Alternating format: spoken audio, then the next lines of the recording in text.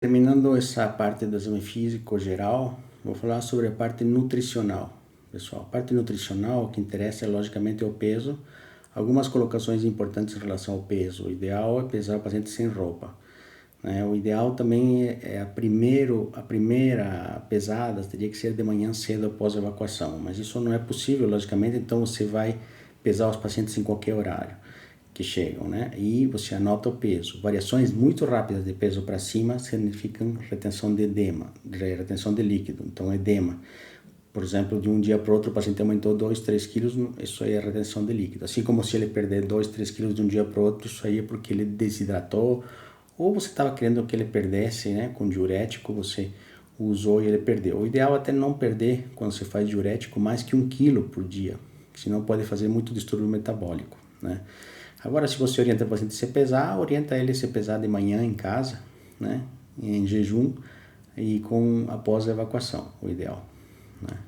Nós temos aqui o índice de massa corpórea, que é peso por altura ao quadrado, né? Esse peso por altura ao quadrado normal tem que estar entre 18 e 25, né?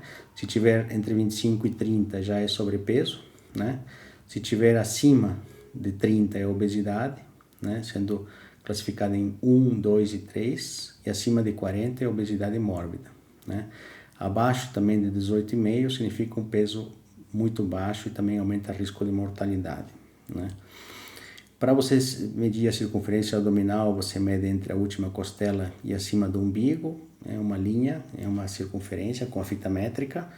Em medicina você vai ver que a fita métrica se usa em várias situações, né?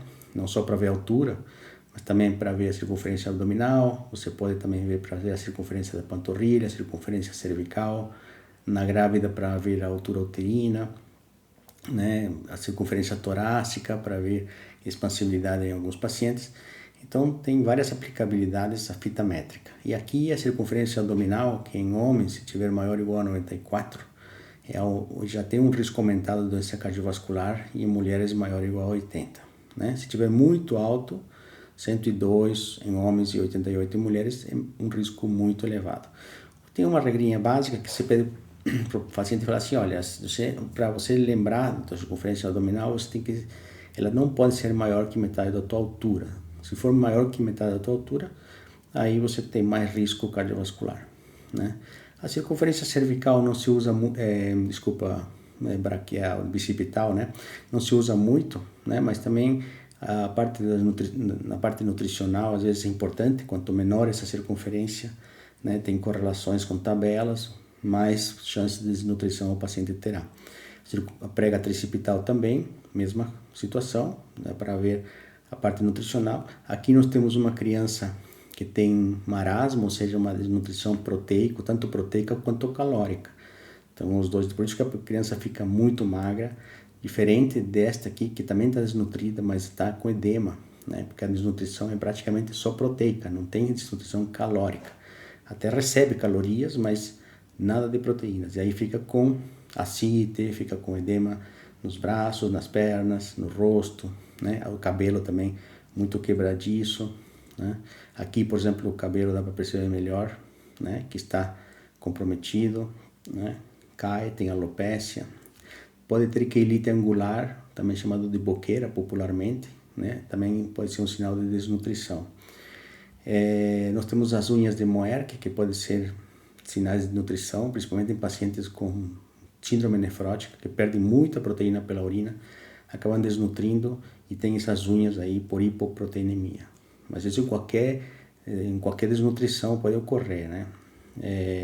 Unhas quebradiças, a mesma coisa, bem frágeis, né? Quebram muito fácil. Aftas, né? Frequentes, chamado de estomatites, o termo, né, científico é estomatite. Até mesmo lesões mais grosseiras, nas regiões expostas ao sol, que é o colar aqui, colar de casal, né? É um colar assim que se forma através de pessoas que têm deficiência de niacina, né? Então, pelagra, o nome, né? Ela cursa não somente com lesões dermatológicas, mas cursa com demência, com diarreia, com essas dermatites que vocês estão vendo aqui, né? Então, é a pelagra. Agora, tem alguns índices, pessoal, tem alguns índices que são outras medidas que não tem a ver com a parte nutricional, mas tem a ver com aumento de mortalidade. Então, a circunferência da panturrilha, né, em idosos ela tem que ser maior que 31. Se tiver abaixo disso, aumenta o risco de mortalidade, né? Aqui nós temos também o teste em uma perna só. Manda o paciente ficar assim numa perna só. Se ele não conseguir, por 10 segundos, fica 10 segundos. Se não conseguir, aumenta o risco de mortalidade por todas as causas, né? Então, são outros índices que você avalia ali, né? E a circunferência cervical, né? Quando você tem uma circunferência muito grande, você tem risco de apneia do sono, está relacionado com obesidade também, distúrbios metabólicos, mas principalmente a apneia do sono, quando está acima de 40, em homens principalmente, você tem um maior risco. Em mulheres, 38, assim, acima de 38, já tem um risco de apneia do sono. São outras medidas, então, importantes. Então, veja, pessoal, nós vimos todas essas situações aqui no exame físico geral. Apesar de se chamar exame físico geral, não é exame físico de ponta a ponta, né? O exame físico geral é a introdução do exame físico, na verdade, né? É a parte inicial do exame físico, o jeitão do paciente, a forma que você está vendo o paciente, mas ele tem muitas informações. Então, portanto, como você vai escrever essa parte, né? Você pode escrever da seguinte maneira, por exemplo, né? Paciente, por exemplo, o exame físico geral está aqui, o especial, que seria o que nós vamos ver na sequência, cabeça e pescoço, tórax, coração, abdômen, etc. Você vai escrever depois, utilizando cada um deles, de acordo com a queixa principal do paciente. Quer dizer, você vai examinar o tórax, um paciente que está com falta de ar, que está tossindo, né? Então, você vai entrar em detalhes no tórax, né? Já se o paciente vem com unha encravada, talvez não seja tão necessário você avaliar o tórax, a não ser que você veja que há necessidade durante a entrevista e o estado geral do paciente, né? Mas aqui no exame físico geral, basicamente você não tem como deixar de fazer.